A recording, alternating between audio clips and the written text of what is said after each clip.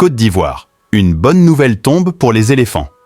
Ayant été officiellement convoqué avec les Black Stars du Ghana, Mohamed Diomandé ne s'est jamais présenté au regroupement et une information inattendue tombe au grand désarroi des supporters ghanéens. Formé au Ghana à Right to Dream Academy, Mohamed Diomandé, jeune milieu international ivoirien, fait face à un terrible casse-tête.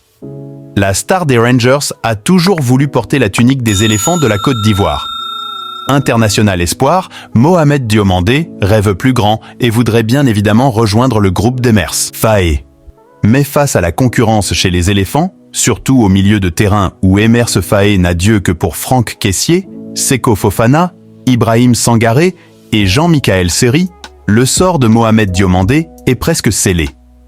Ce qui l'a bien évidemment amené à réfléchir sur son avenir international. Très rapidement, le Ghana s'est lancé et a convaincu le jeune milieu ivoirien de 22 ans. Otto Addo, sélectionneur des Black Stars, l'a immédiatement convoqué pour le regroupement de mars face à l'Ouganda et au Nigeria. Cette nouvelle a été un choc pour les supporters ivoiriens qui auraient voulu voir Mohamed Diomandé avec les éléphants. Gros retournement de situation, Mohamed Diomandé zappe le Ghana.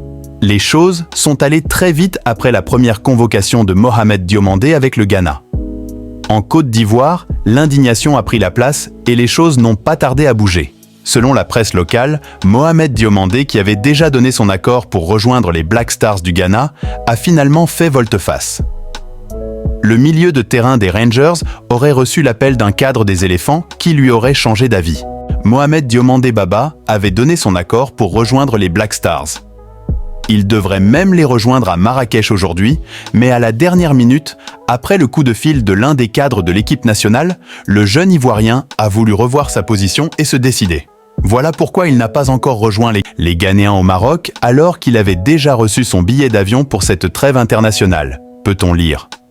Cela reste toutefois une bonne nouvelle pour la Côte d'Ivoire, qui était à 2 doigts de perdre encore un talent après Yves Bissouma, qui avait rejoint le Mali.